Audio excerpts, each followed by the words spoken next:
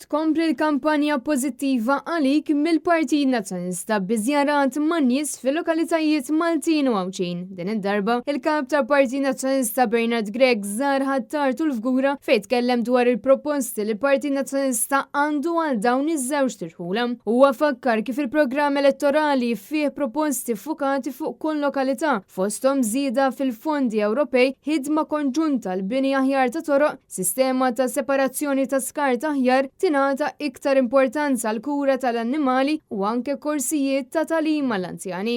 Possibbli nistgħu nagħmlu iżjed?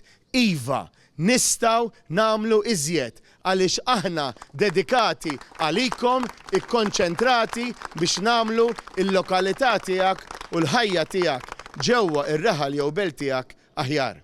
Dwar l-akkużi li hemm fil-qorti brabta mal-iskandlu tal-Vitis, Bernard Gregg fakkar kif din kienet serqa maħduma ma' membri fih dan il-gvern.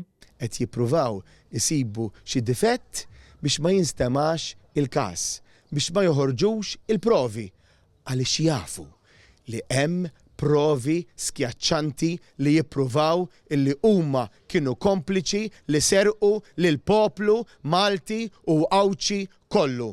U għalhekk qed jagħmlu minn kollox biex jippruvaw ma jinstemawx il-provi. Kien fid-dawn ta' dan kollu li Bernard Gregg fakkar fl-importanza tal-voti fit-8 ta' Ġunju li ġej.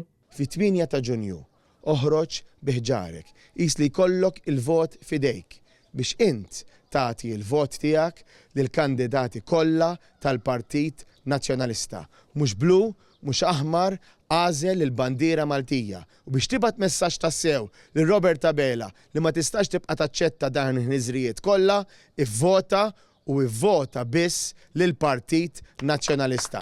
Wara d-diskors f'Ħattart, Bernard Gregg għamel żjara f'ħanut lokali fl-istess lokalità fejn sema d-diffikultajiet li dan in-negozju qed jgħaddi minnhom. Il-kap tal-Partit Nazzjonalista kien akkumpanjat minn Martu Mary Gregg, is-Segretarju Ġenerali Michael Piccinino, għad deputati, kunsilliera u kandidati tal-Kunsilli Lokali u tal-Parlament Ewropew.